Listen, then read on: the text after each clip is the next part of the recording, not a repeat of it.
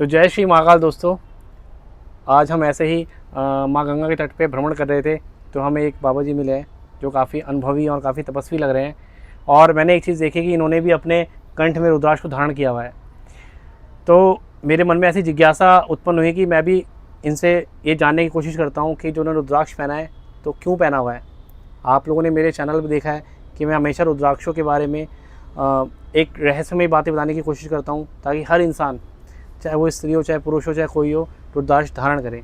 तो आज मैं आप लोगों के समक्ष बाबा जी से कुछ वार्तालाप करूँगा। आप पूछूंगा कि उन्होंने रुद्राक्ष क्यों पहना हुआ है, क्या उनको ऐसा पहन कर महसूस हुआ। तो आइए बाबा जी से बात करते हैं।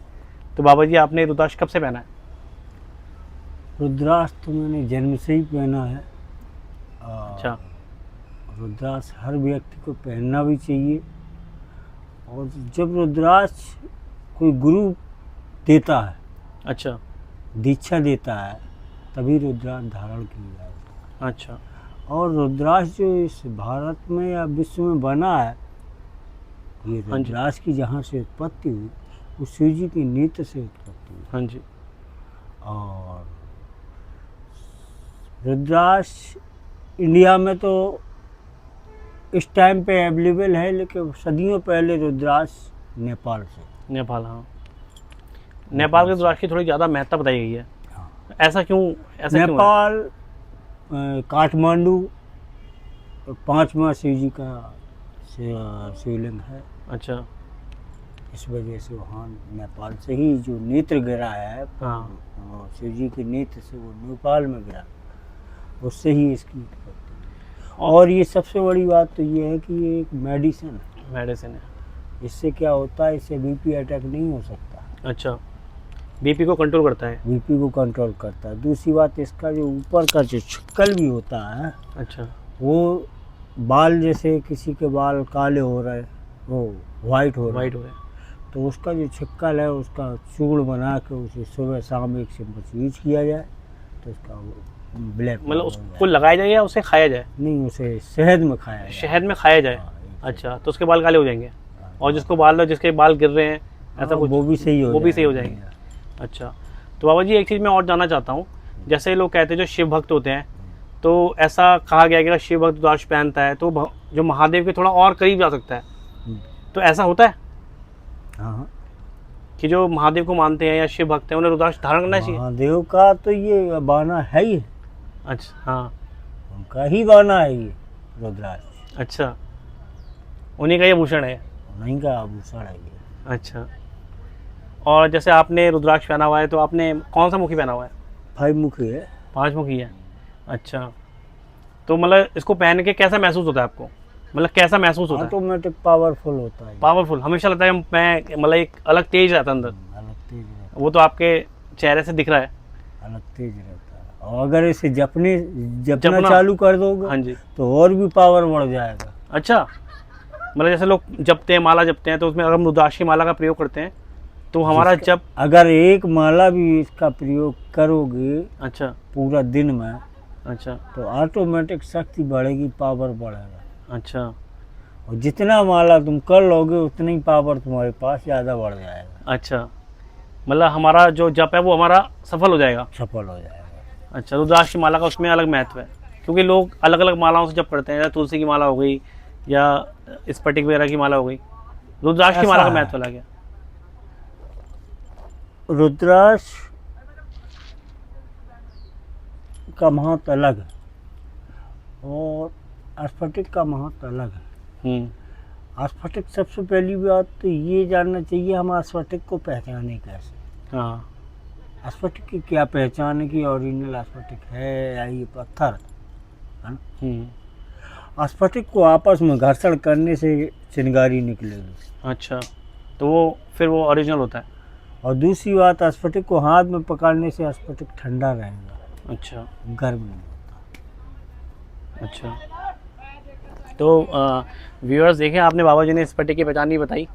तो अगर आप स्फटिक कहीं से मंगवाते हैं तो उसको आप इस तरह से करेंगे तो आपको स्वयं पता लग जाएगा कि आपने ओरिजिनल लिया है या डुप्लीकेट लिया है। ये देखिए, बाबा जी के पास भी स्फटिक रखा हुआ है। ये तो बहुत पुराना लग रहा है। नहीं है। नहीं है। अच्छा, ये देखिए, ओरिजिनल स्फटिक ऐसा दिखता है। बाबा जी से हमने देखा हजारों साल बर्फ में ये दबा रहेगा अच्छा तो पहाड़ों में, इसके बाद ये स्फटिक बनता इसी की माला बनती है। है। इसी की हाँ ठंडा भी है, इसको छूने पे ठंडा भी महसूस हो रहा है, तो यही ओरिजिनल की पहचान होती है। और बताइए बाबा जी कुछ रुद्राक्ष के बारे में, क्योंकि हमारे जो व्यूअर्स हैं रुद्राक्ष के बारे में जानना चाहते हैं, तो कुछ और बताइए, कोई ऐसी कथा बताइए जिससे उसकी महिमा का लोगों को और पता लगे। रुद्राक्ष हर व्यक्ति को पहनना चाहिए, खास तौर से गुरु द्वारा लिया जाए तो उसका महत्व, गुरु द्वारा दिया जाए। गुरु द्वारा अगर पहना जाए अच्छा तो उसका महत्व अलग होता है, गुरु मंत्र भी मिलता है। गुरु मंत्र मिलता है।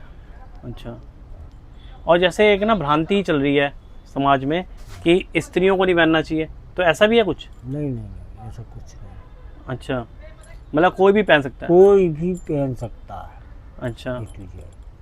अच्छा, मतलब बच्चा भी धारण कर सकता है, स्त्री भी, कोई पहन सकता है? कोई भी 1 साल की बच्ची भी पहन सकती है और 90 साल का बुजुर्ग भी मतलब सबको बराबर, सबको सुटेबल, सबको सुटेबल। सबको सुटेबल, ऑल ओवर वर्ल्ड का। अच्छा, और बाबा जी एक चीज़ और कि जैसे लोग जो पहनते हैं रुद्राक्ष, तो उनको ऐसा मतलब भय होता है कि मतलब जो नियम होते हैं इनके बहुत, इनको पहन कर करने के। रुद्राक्ष में कोई हार्ड नियम नहीं होता।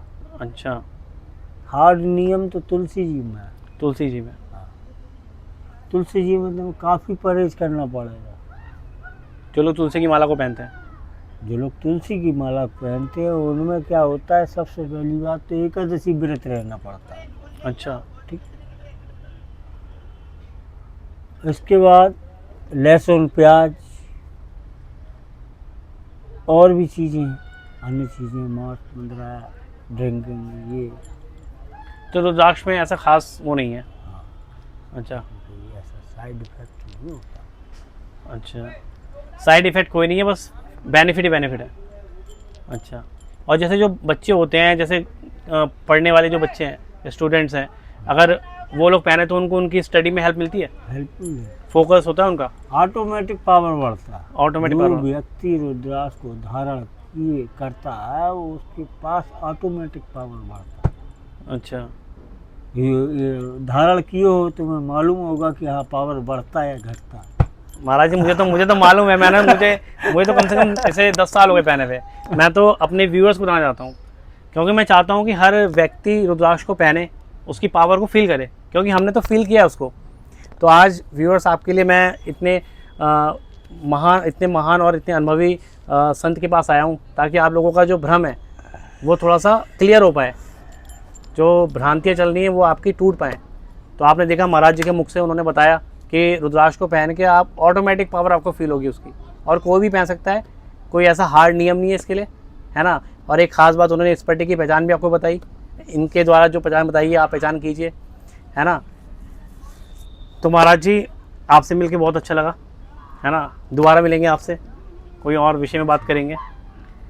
तो जय श्री महाकाल महाराज जी।